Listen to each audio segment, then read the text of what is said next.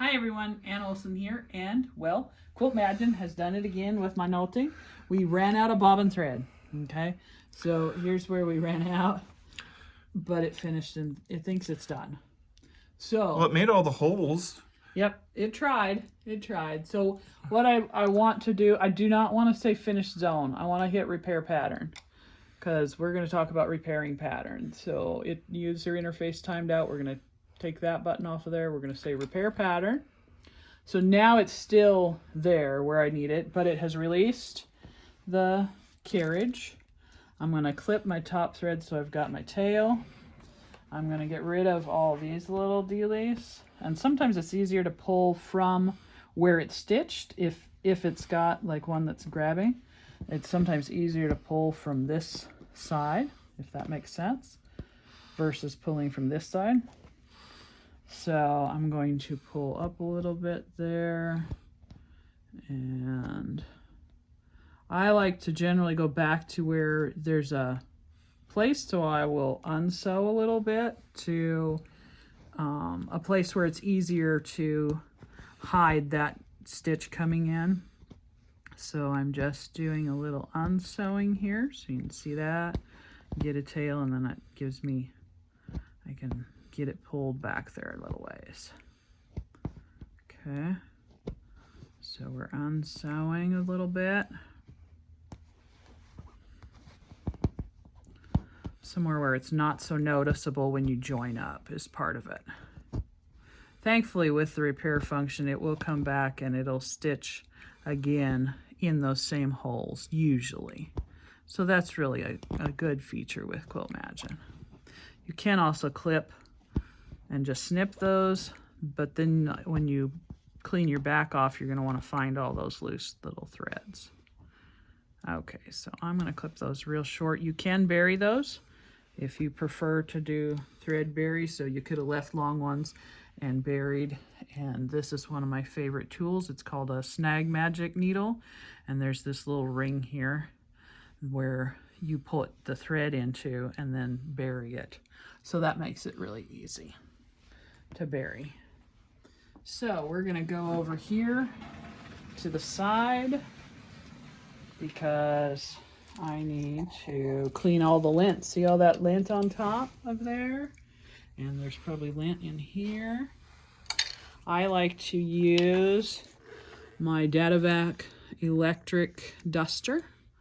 And it's just a blower, and use the deal. Better than canned air because there's no moisture. Yes, because our system on the nolting is sealed, I can use a blower. There are some long arm machines you do not want to use a blower on because there's openings here and you'll blow lint and junk back in there. So you don't want to do it on those, but on a nolting you can. So it's going to get loud here for a second. So if you want to back the camera away a little bit. Yep.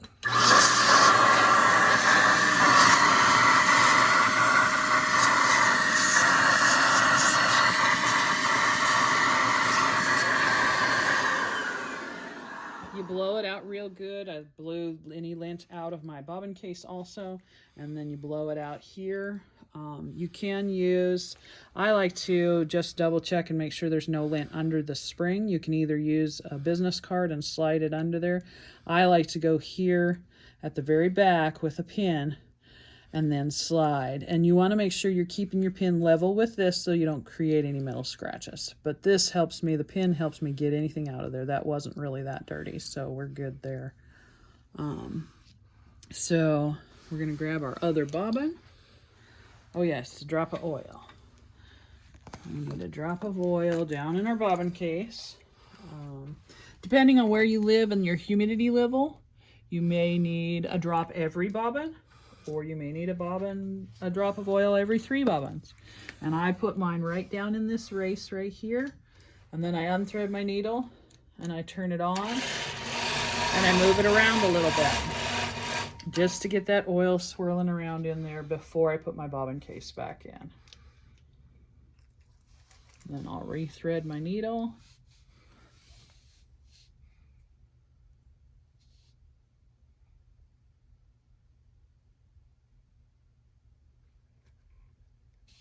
And get that threaded.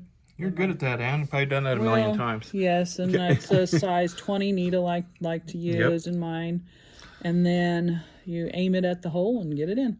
Yep. Then your bobbin goes in. It's spinning clockwise. Okay. Bobbin lays in there. Pull it into the slit. Pull it right over here. Oh, look at that. My thread broke. As I was trying to get it in under there. All right. Pull it under there. And there we go. Okay. Now I have a TOA gauge that I like to use. This is a TOA gauge. And the slit goes right in there. It snaps in. You go around that one and around that one. And then you pull. And we're sitting a little under 250. And that's for an L bobbin. This is an L bobbin, yes. If you have an M bobbin, it'll be different. Yep.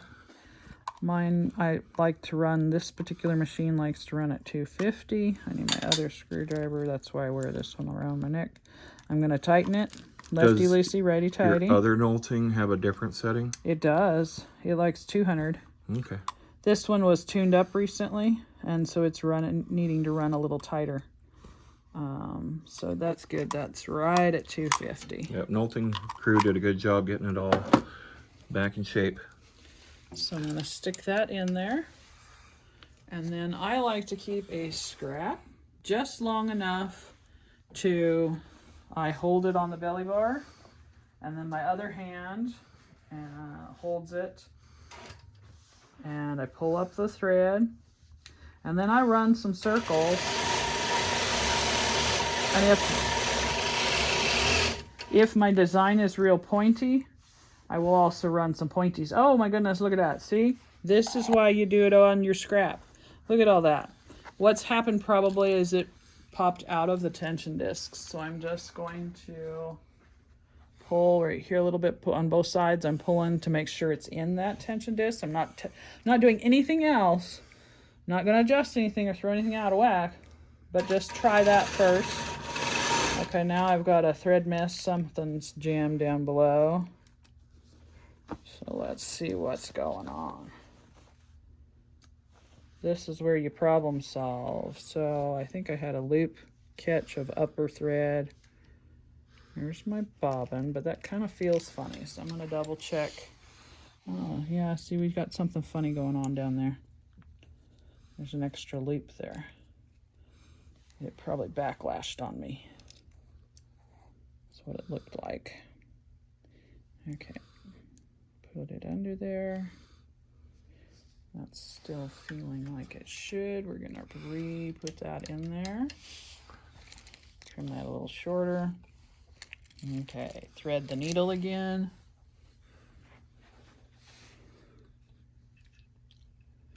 I'm going to double check my thread path. Everything looks fine there.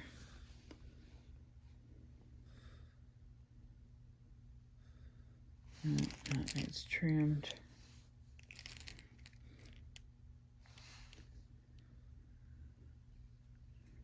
All right, through that last little one.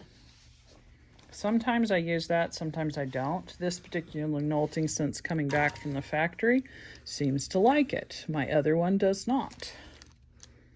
Okay, so let's try this again.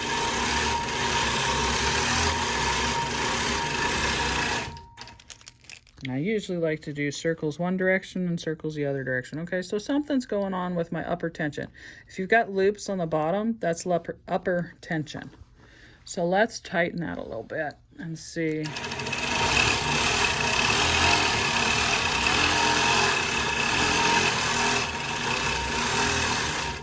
I like to go a little bit more. Yeah, see, look at that. That's back to normal. So something was out of whack there a little bit.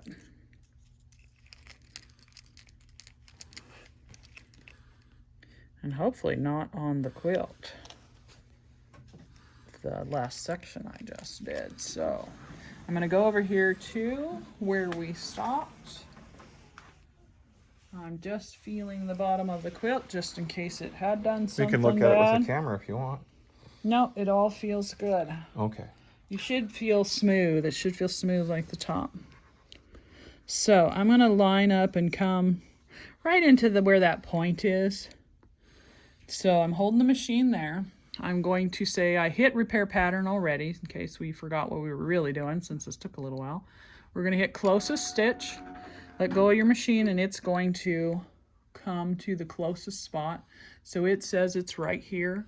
You can use, if it's not at the right spot, like if you've got a pattern where it backtracks over itself and so you can't quite tell, you know, if this feather backtracked and maybe it's here that the computer says, you can use your trace back or do one at a time. Like I can have it move back one more stitch. And so it took off just one stitch off of there. That helps you get into place. Your nudge buttons will actually just move it. Like if you look down there and it's not right where it needs to be, you can use the nudge buttons to move it around a little bit. It'll just move it just a hair, and that's okay. So I moved it down a hair. I'm going to move it back.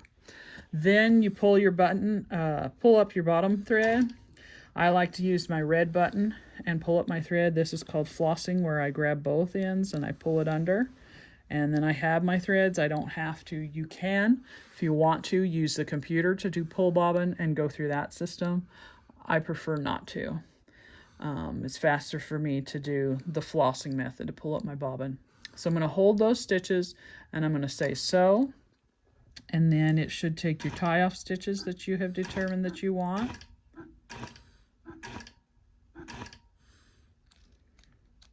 And then it will turn on and it will sew.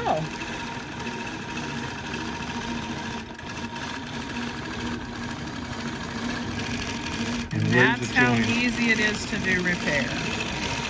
It's right here. We can see it a little bit, but I'll come in and bury those threads. Yeah.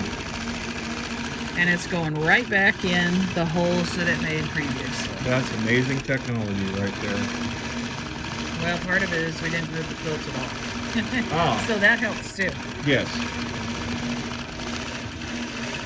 And we got it lined back up right when we were doing our repair. So that's how to use your repair on Quiltmagine or Quilt CAD. And it shows that even Ann Olson can have issues with a machine. Absolutely. That's why it's always important to test. Yes. Test it because you need to double check and make sure you've got it all set right. All right. Talk to you later, everybody. Bye-bye.